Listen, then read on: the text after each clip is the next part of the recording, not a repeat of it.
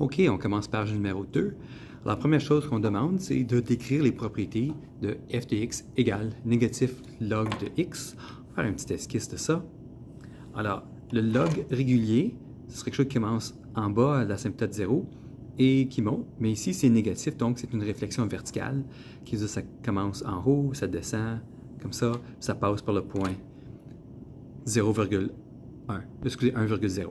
Alors, le domaine, ici on va regarder, il n'y a rien dans le négatif. À partir de 0, il n'y a rien encore, c'est l'asymptote. Puis à droite de 0, l'équation existe.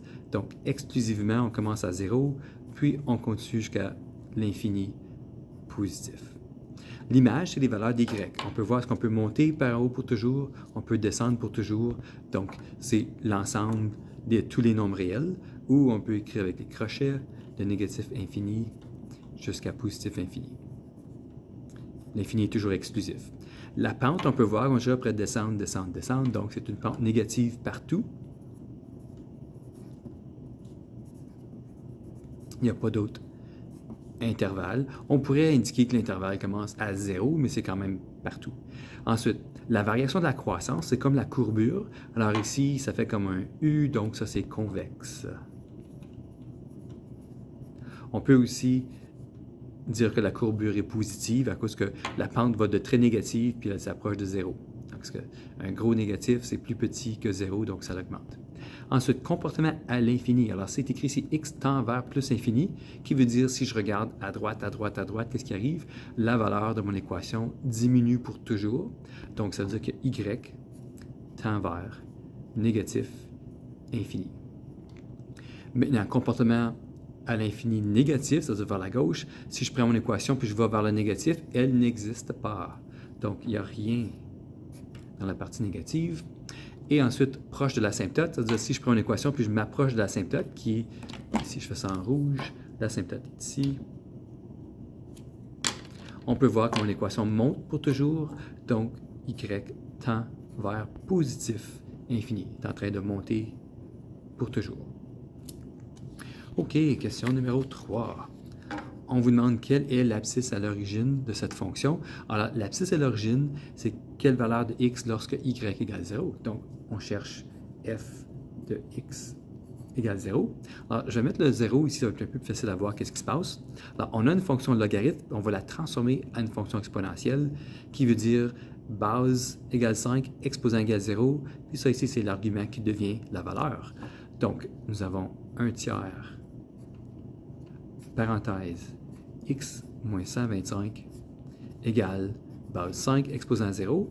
Base 5 exposant 0, n'importe quoi à la 0, c'est toujours 1. Maintenant, je veux isoler le x.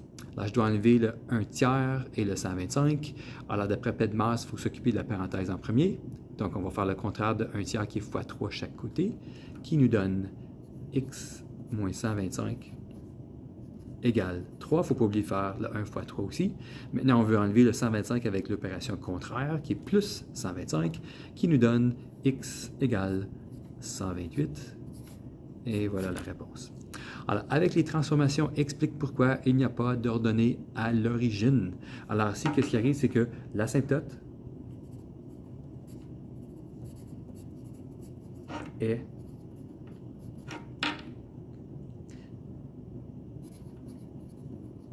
poussée ou se déplace à la droite. Okay? Puis, une fois qu'elle est rendue à la droite, qu'est-ce qui arrive, c'est que cette équation-là existe seulement à droite de l'asymptote.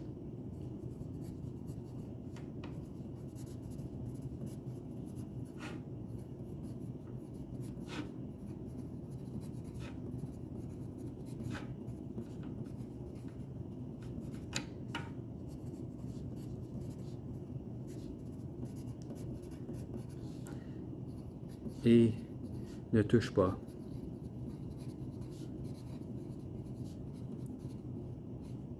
l'axe des Y. OK, alors je prends un petit retour quand on a fait le premier croquis ici.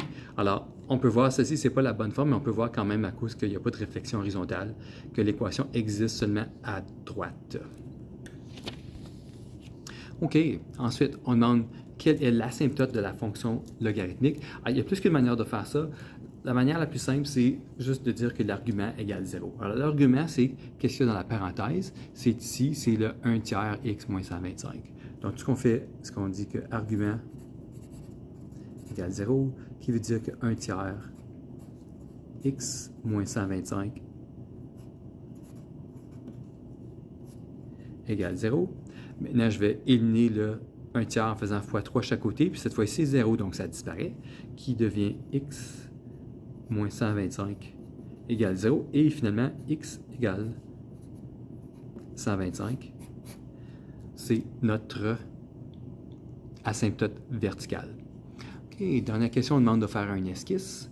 Alors ici, si on fait les valeurs, on va dire que ça c'est 50, 100, 150. Alors, on va nous donner notre asymptote à x égale 125. Ensuite, l'équation passe par x égale 128. Alors, ça, c'est 128,0. Et l'expression va ressembler à quelque chose comme ça ici.